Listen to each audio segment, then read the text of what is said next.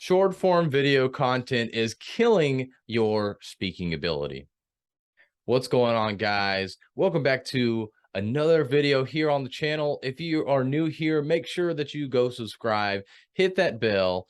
That way you can see every single video that I post here. Wednesdays, I post the video version of the podcast, and Fridays, I do a solo episode, a solo video for you to teach you about public speaking skills. But let's go ahead and get into it. So why in the world are short form video content killing your speaking ability? Well, let's think about it. Most conversations, most speeches do not happen in 30 to 60 seconds. So you're trying to formulate thoughts or a single thought within this 30 to 60-second window.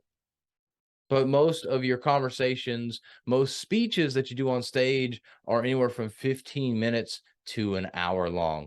So you got this little tiny piece of short form content, and then you've got this great big speech.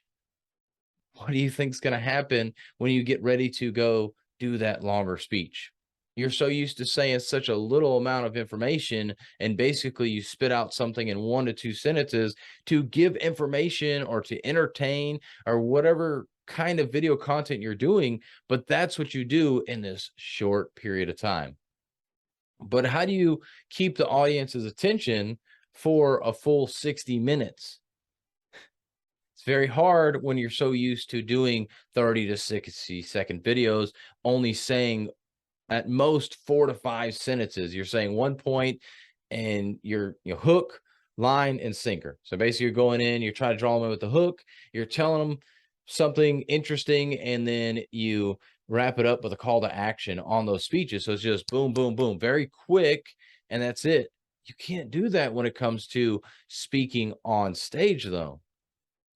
So let me give you a little analogy here of what the difference is and why it is that doing these short form video content, while I'm not saying you shouldn't do them because there is a place for that, it's just not great when it comes to your public speaking career. If you're trying to build up a speaking career, it's good for reach. It's good for some form of engagement for people to get to know you, but for you to be prepared to speak on stage, it's not good. And that's what's killing your content. But the analogy here is if you are always doing a 100-meter dash or doing a 40-meter dash, you're just constantly, you're sprinting, sprinting, sprinting. And then all of a sudden you say, you know what? I'm going to go run a marathon. I'm going to go run 26.2 miles. But all you've ever really ran is 100 meters. How successful do you think you're going to be at running that marathon? I mean, maybe you'll get a mile to 5 miles at the most. I mean, you might be able to get up to that 5 miles, but I promise you're going to be dead before you even get close to the 26.2-mile marathon. And this is exactly what short form content does for you, because you're so used to 30 to 60 second burst of speaking, but you're not used to speaking for 15, 30, 60 minutes at a time. So how do you formulate your speech based on that? Because you're so used to real quick, give a hook, give my information, and do a call to action all within under a minute. And now you've got to go 60 times as long as that. Well, you're not going to have 60 pieces of content to talk about. You're not going to have 60 different topics to talk about, because that's terrible. You're not going to sprint the whole 26.2 miles. You have to come in slowly. So how do you come in slowly? Well, your intro, your hook starts with a question. You ask a question to get the audience to engage with you. Then you start going into a little bit of background about what you're going to talk about, kind of like a thesis for what your talk is going to be about. And then you tell your audience what it is you're going to talk about today. And typically you want to stick with like 3, 5, 7, 10 points at the most. I would really stick with 3 to 5. And then you start dive into each one of those. But you go through at the beginning, you tell the 3 points, what you're going to talk about today, and then start with point 1. So figure out your transition, however that looks, from saying we're going to talk about point 1, 2, 3. And then so we're going to start here with point 1 and go into point 1. But talk about it, and you have to elaborate on that, and you have to give stories, and you have to give analogies with that point. And then finally, once you kind of exhausted, if you will, point one, you transition into point two and do the same thing. You're going to give that information. You're going to give an analogy with that. You're going to give a real world application for them, a takeaway that they can go and implement point number two. And then again, transition, rinse and repeat for point three. And then finally wrap up for your conclusion by repeating all three of those points. But not only that, you repeat what you said in your speech to conclude, to summarize, but then you want to make sure that you solidify exactly what it is that you wanted your audience to know. So if I was to end this video here right now, I would tell you that short form video content is what's killing your speeches, what's killing you from being on stage and be able to speak well, because all you're doing is sprinting every single time.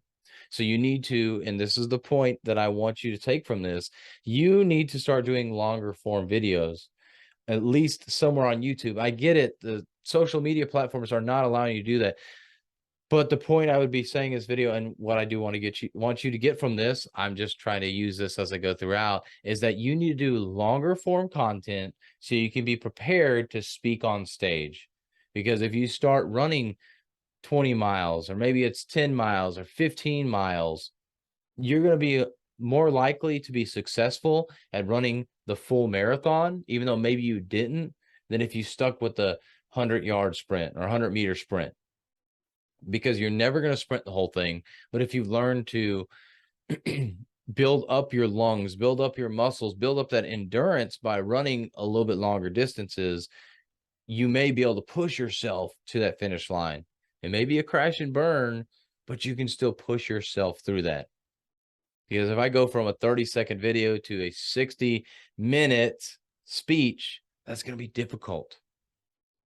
So make sure that you're not only doing short form content. There is a place for that. The social media platforms are pushing that.